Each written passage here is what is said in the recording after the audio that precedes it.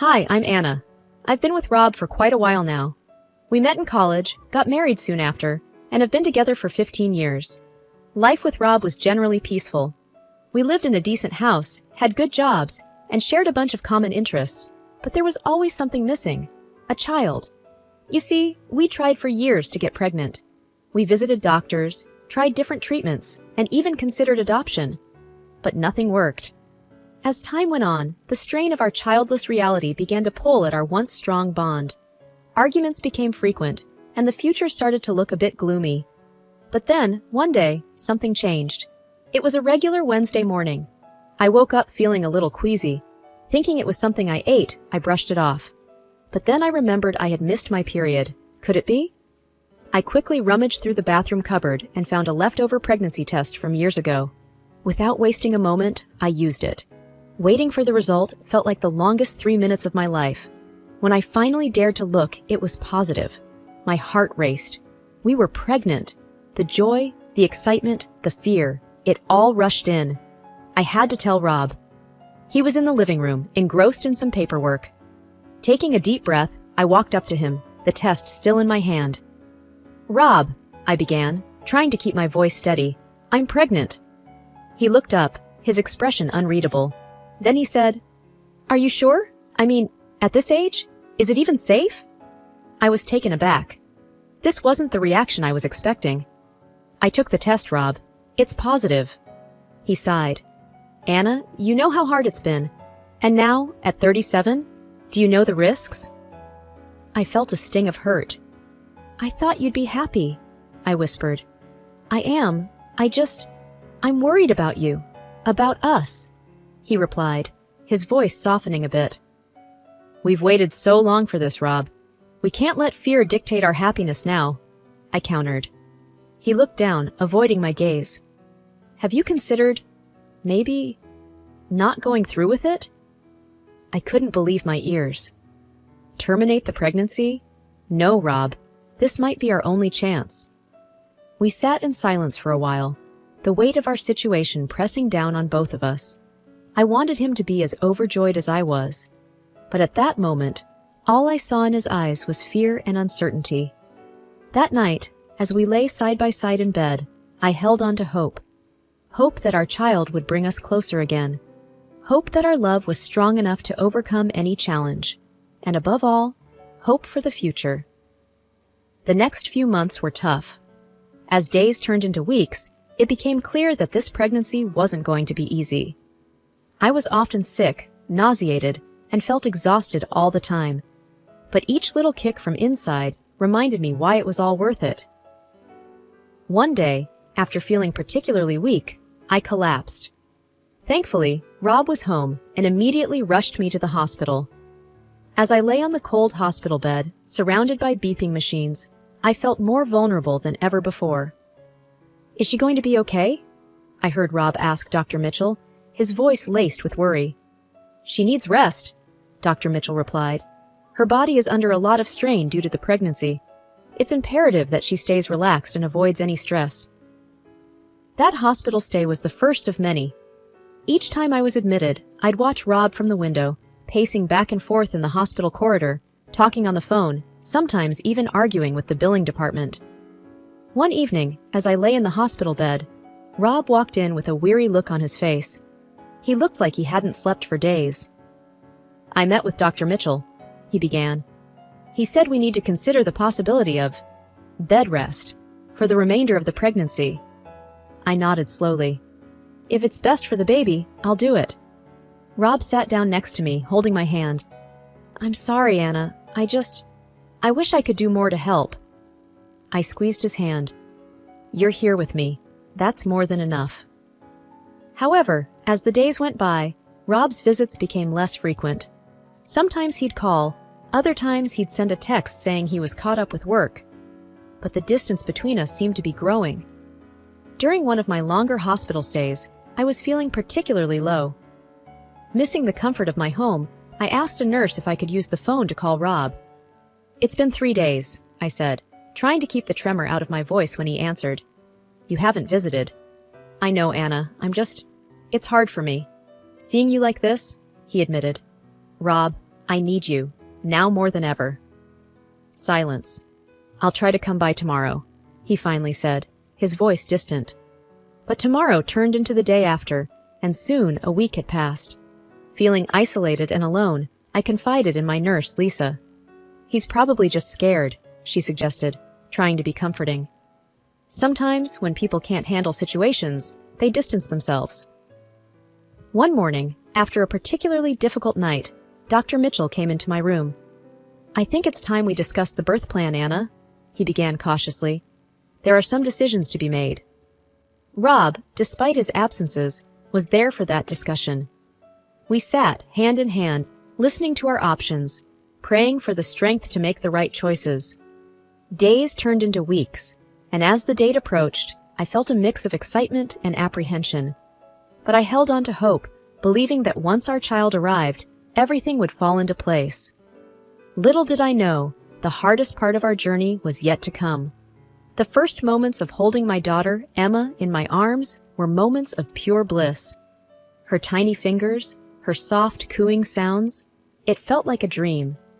But that dream was quickly shattered by Dr. Mitchell's grim announcement.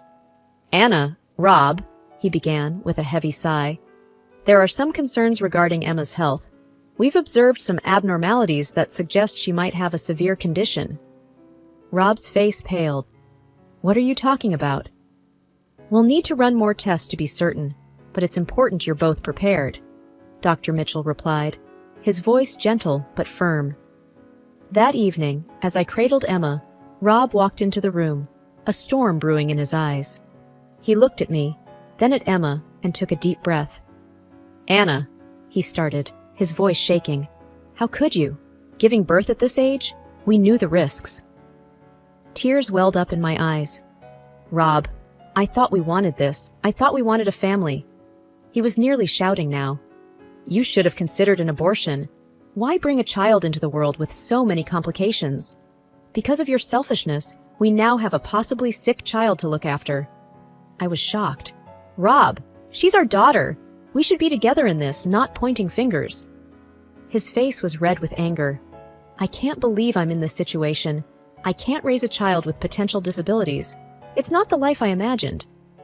As the weight of his words sank in, a cold dread filled my heart. "So, what are you saying?" Rob hesitated for a moment. "I don't think I can do this. I can't be here, not like this." It felt like the floor had been pulled from beneath me.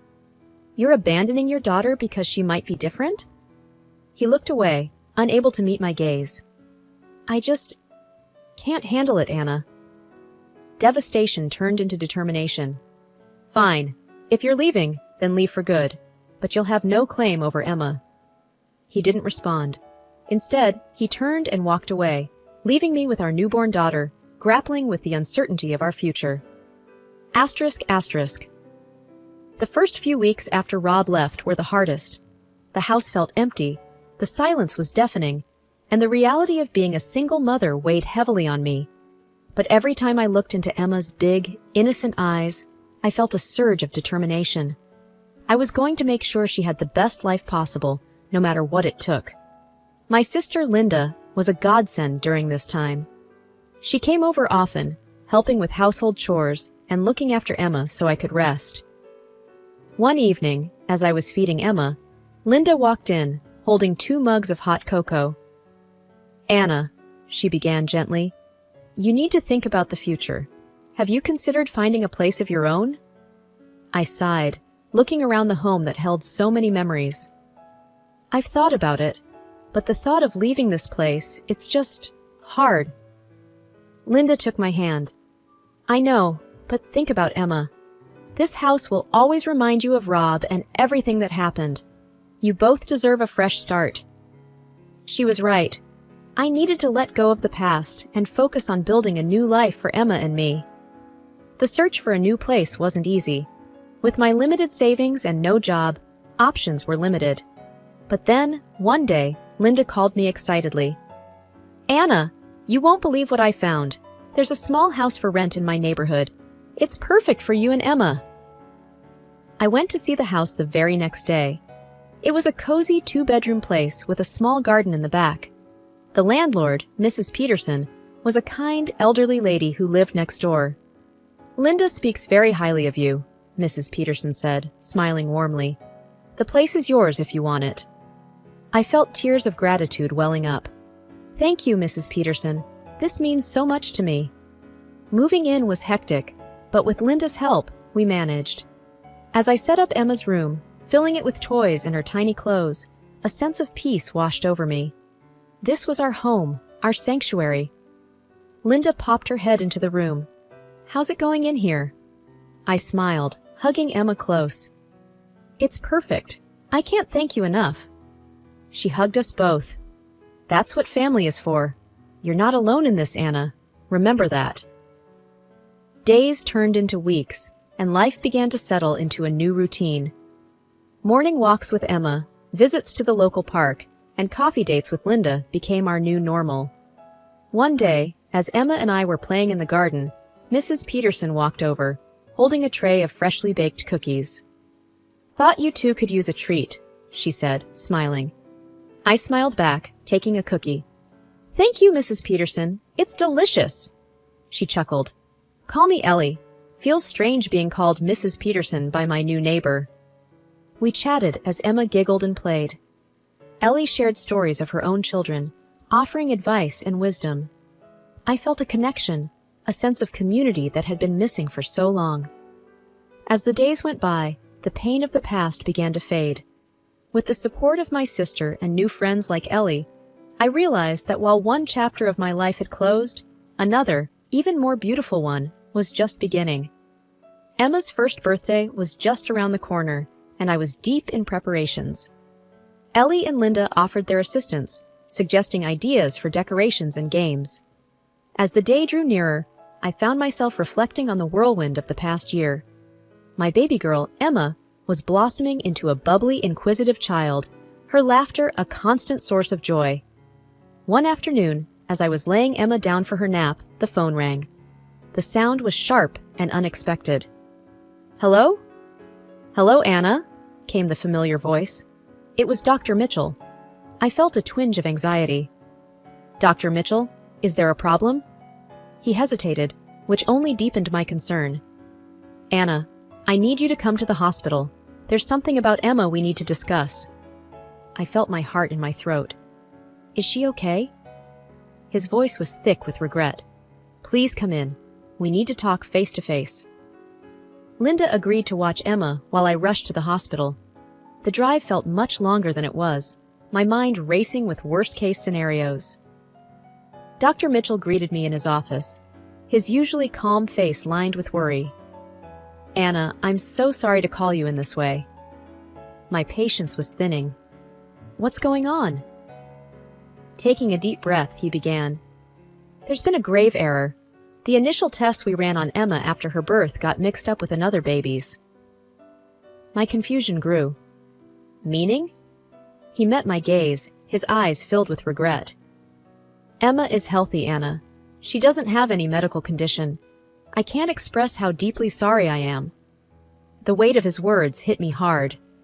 "You mean to tell me I've lived this past year under false assumptions? My life turned upside down because of this?" His voice was barely above a whisper. "Yes, and it's my responsibility.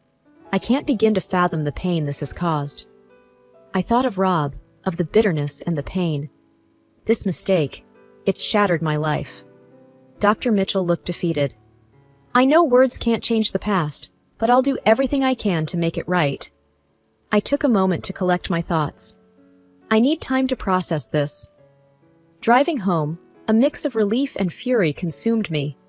Yet, seeing Emma's joyful face as I walked in grounded me. She was my world, and she was okay. That night, Linda and I sat down, and I relayed everything. She was horrified. "Anna, what are you going to do?" I looked at Emma, peacefully sleeping. "For now, nothing. And I don't want Rob to know. He made his choice." Linda squeezed my hand. "You're strong, Anna. Remember, you're not alone in this." In the stillness of the night, I reflected on our journey. Yes, the revelation about Emma's health was bittersweet. But one thing was for sure. I would protect and cherish her, regardless of the past. The swift passage of time amazed me. Before I knew it, Emma was already 5 and gearing up for her first day of school. My feelings were a whirlwind of pride, hope, and the natural apprehension of a mother. At breakfast, a few days before school, Emma gazed at me, her eyes shimmering with anticipation. "Mom, will I be going to school like other kids?" I smiled warmly. "Yes, sweetie. In just a few days, you'll be starting." Her face lit up. "Will I find friends there? Will they like me?" Touched by her innocence, I assured her, "Emma, you're such a lovely girl. Of course, they'll adore you." On her first day, dressed in her new school uniform with a pink backpack hanging from her shoulders, Emma paused at the school gates. With a quiver in her voice, she admitted, "Mommy, I'm scared no one will talk to me." I crouched to her eye level. "Honey, always remember to be yourself. You're amazing, and they'll see that. Just give it some time." Her small hand waved goodbye as she joined the bustling crowd of students. I watched her until she was out of sight, my heart heavy with the typical worries of a parent. A few weeks later, Emma was all excitement and stories about her new friend Sophia. Their adventures during breaks, their shared love for painting, and their little secrets. One day, she bounced home asking, "Mom, can Sophia come over tomorrow?" Delighted at her blossoming friendship, I agreed. "Absolutely! I'm eager to meet your new buddy." The next afternoon was filled with their giggles and playful shouts. From the corner of my eye, I noticed their genuine bond and thought of how childhood friendships were so pure and uncomplicated. As the sun dipped, a car pulled up. Emma, holding Sophia's hand, led her to the door. To my shock, standing there were Rob and a young woman, presumably his new wife. "Emma, inside. Now." Rob's voice was curt. Sophia, sensing the tension, looked worriedly between her parents and me. "Daddy, I had so much fun. Emma's my best friend." Rob's gaze was cold. "Sophia, we've talked about this. You shouldn't play with inferior children." His voice dripped with disdain, making it clear whom he referred to. I felt a rush of anger. Before I could retort, the young woman, probably trying to mediate, gently tugged at Sophia's hand. "Come, dear, let's go home." Emma stood close to me, her eyes filled with confusion and hurt. As the car drove away, she whispered, "Mom, why did he say that?" Holding her close, I replied, "Sometimes, sweetie, people don't say the nicest things, but always remember, you're wonderful just the way you are." That evening, as I tucked Emma in, I promised myself that no matter what, I'd always protect her from the cruel judgments of the world. Only days after the incident, my phone buzzed with an unknown number. I hesitated, then answered, "Hello?" A woman's voice, soft yet firm, responded, "Hi, this is Emily, Sophia's mother. Can we talk?" Surprised, I replied cautiously, "Of course. What's on your mind?" She hesitated. "I'd rather discuss this face to face. Can we meet tomorrow? There's a cafe around the corner from your house." After a moment, I agreed. "All right, see you at 10 a.m.? The next morning, I saw Emily waiting. She looked out of place, her pristine appearance contrasting with the laid-back vibe of the cafe. As I approached, she stood up, offering a polite, if slightly forced, smile. "Thank you for coming," she began, her eyes searching mine. "After the other day, I couldn't shake off a nagging feeling that there's more to the story than Rob's told me." I took a deep breath. "I'm not one to spread tales, but since Sophia is involved, I think you should know." She leaned forward, anticipation evident. "Please, tell me everything." Over the next hour, I unfolded our past. How Rob and I had struggled with fertility, my unexpected pregnancy, his disinterest, the misdiagnosis, his leaving, and my subsequent journey with Emma. I made sure to be factual, not letting emotion color the narrative. Emily sat stunned. "He never told me any of this. He said you were the one who left him, and he always painted such a rosy picture of your marriage." I shrugged. "Sometimes, people craft stories to cope, or to hide." She looked defeated. "I feel like such a fool. I thought our love was genuine, but now it seems like he was just replacing one life with another." "Emily," I started, my tone firm, "it's not about him anymore. It's about Sophia and Emma. They've formed a bond. I don't want Emma to suffer because of our past. She nodded. I completely agree. Children shouldn't be dragged into adult disputes. As we parted, I felt a weight lifted. For the first time, I felt like I was truly free from Rob's shadow, having laid our past bare. That evening, as Emma played with her toys, she looked up. Mom, will I see Sophia again? Smiling, I said, Yes, sweetie, you will. And always remember, your past doesn't define your future, you do. My phone buzzed on the coffee table, startling me from my thoughts. Rob's name flashed on the screen, a name I hadn't expected to see in a long time. Hesitating for only a moment, I answered. Anna. Rob's voice was filled with a mix of anger and desperation. Do you have any idea what you've done? I frowned, taken aback. What are you talking about? Emily left me, he spat out bitterly. She filed for divorce, and she's taken everything. I've lost almost everything, Anna, and it's all because she spoke to you. I could hardly believe what I was hearing. Rob, you made your choices. I just told her the truth. There was a heavy pause. She also told me about Emma, that she's healthy. You never told me. Why would I? After everything you said, after everything you did, you didn't deserve to know, I retorted. Rob's voice grew softer, almost pleading. Anna, I made a mistake. I realize that now. I want to be there for Emma. I want to be there for you.